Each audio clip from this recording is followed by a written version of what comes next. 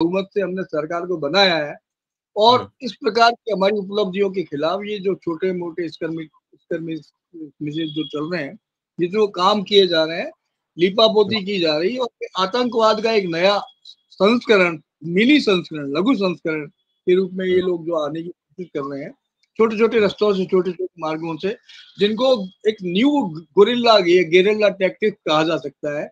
आतंकवाद की new गेरिल्ला tactics बुद्धिजीवियों में जा रहे हैं, जिसको अर्बन नक्सल के रूप में भी लोग स्थापित कर रहे हैं, कह रहे हैं।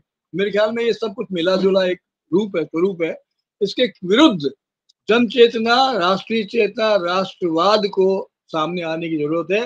राष्ट्रद्रोहियों के खिलाफ राष्ट्रवाद जरूरी है और राष्ट्रवाद का मट्ठा यदि इनकी जड़ों में डाला जाता है तो ये ज्यादा दिन चलने वाले आंदोलन नहीं है, नष्ट हो जाएंगे। जी भाई साहब, अब अर्बन नक्सल की बात होगी। निश्चय ये सब लोग जो ओरसिनी की तथाकथित विद्वता और उसकी विदूषिता पे नाच रहे हैं और उसको मेगास्थनीज और क्या कहते हैं हुएनसांग के बराबर बताने में, मतलब इनको कुछ शर्म भी नहीं आती कि भाई पर्सपेक्टिव क्या है, वो कौन लोग थे, वो घुमक्कड़ यात्री थे, वो दुनिया देखने आए थे। ये एक रिसर्च करके एक पॉलिटिकली बेस की रिसर्च करके ये वितंडा जो बाजों की जो टोली है उसकी ये प्रिय मेंबर है। और क्योंकि इसने जलाने निवेदन सिंपल सा ये मैं कह रहा हूँ, आपने एक बहुत बढ़िया बात कही कि ये लोग रिसर्चर्स थे, मेगास्थनीज थे या दूसरे जो लोग आए भारत में आए, बेसिकली ट्रेवलर थे वो।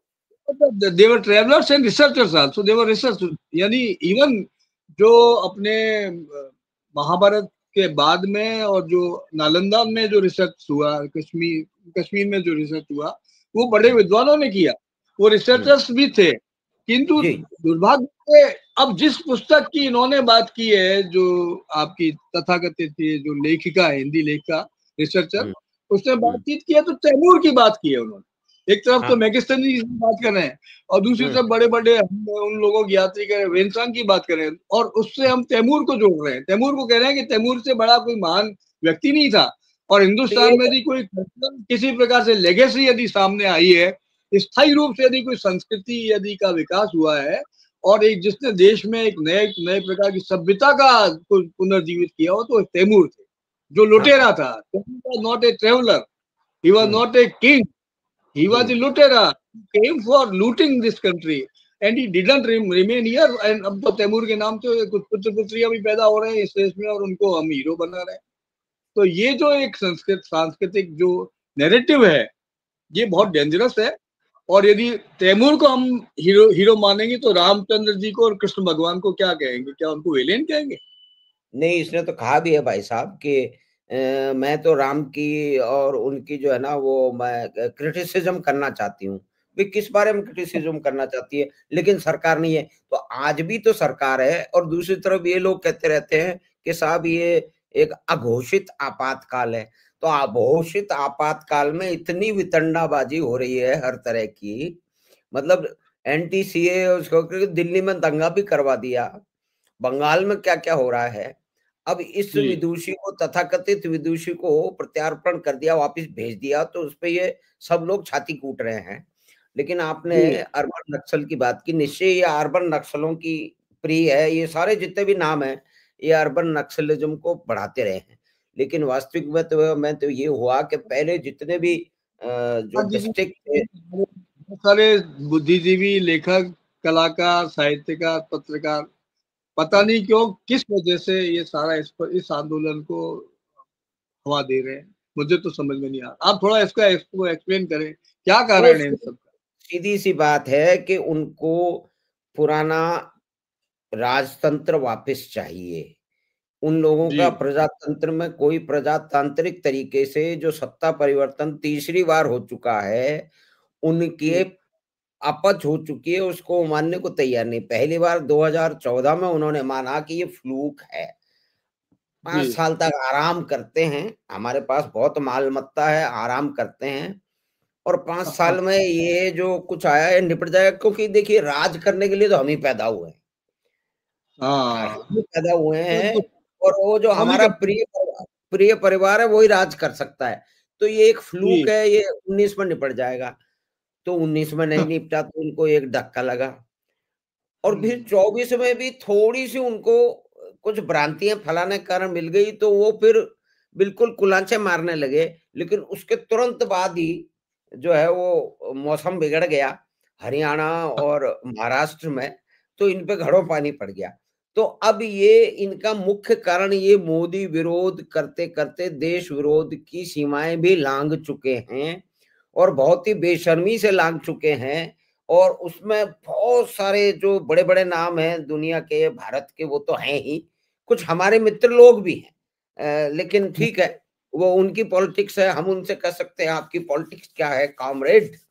तो ये जो अर्बन नक्सल का जो पहले 200 से ज्यादा डिस्ट्रिक्ट थी, अभी होम मिनिस्टर का भी स्टेटमेंट आया है कि अब सिर्फ 4-5 डिस्ट्रिक्ट में ही ये जो है वो क्या कहते हैं माओवाद रह गया है, कि जी जी अगला जी। निशाना अब अर्बन नक्सल होंगे।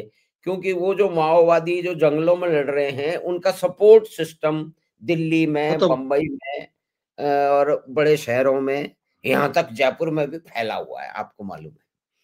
तो ये जो हाँ। अर्बन नक्सल पे क्या अब अगला मतलब निशाना वही होगा? माओवाद की समाप्ति हो चुकी है।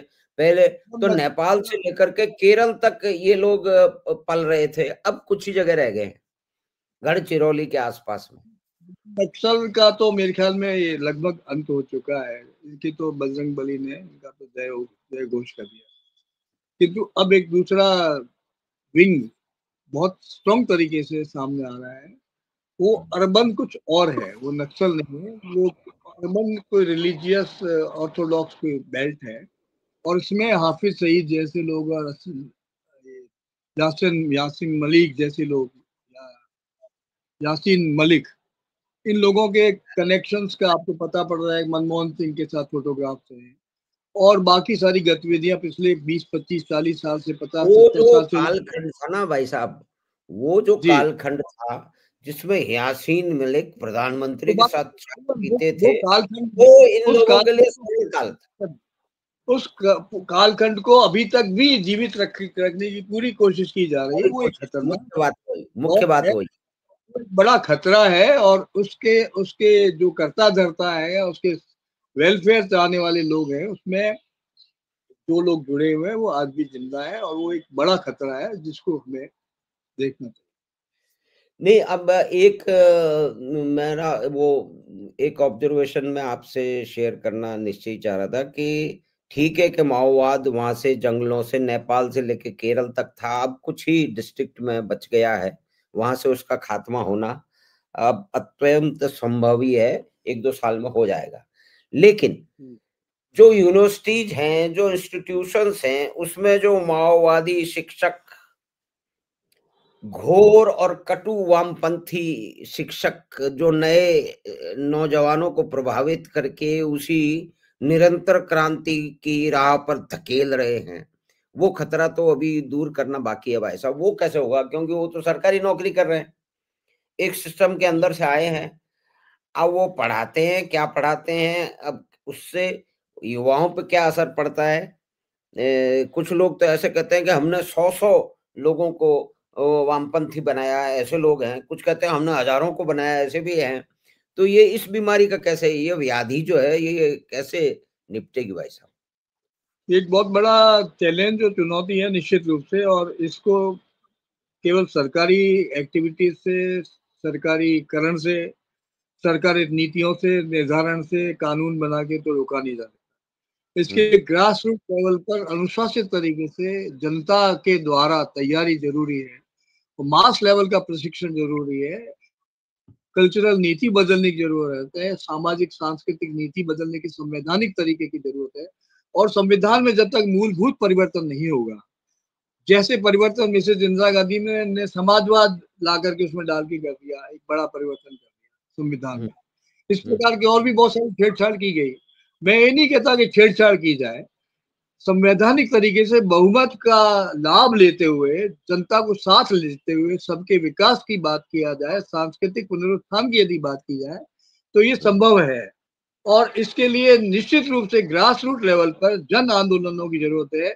मास लेवल पर एजुकेशनल फोर्सेस को, सांस्कृतिक फोर्सेस को क्रिएट करने की जरूरत है, रिवाइवल की जरूरत है।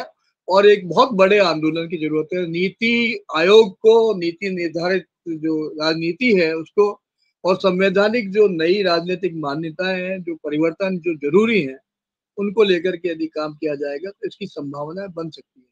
किंतु मास लेवल के प्रशिक्षण की, इसकी बुनियादी रूप से प्रशिक्षित करने की जरूरत है।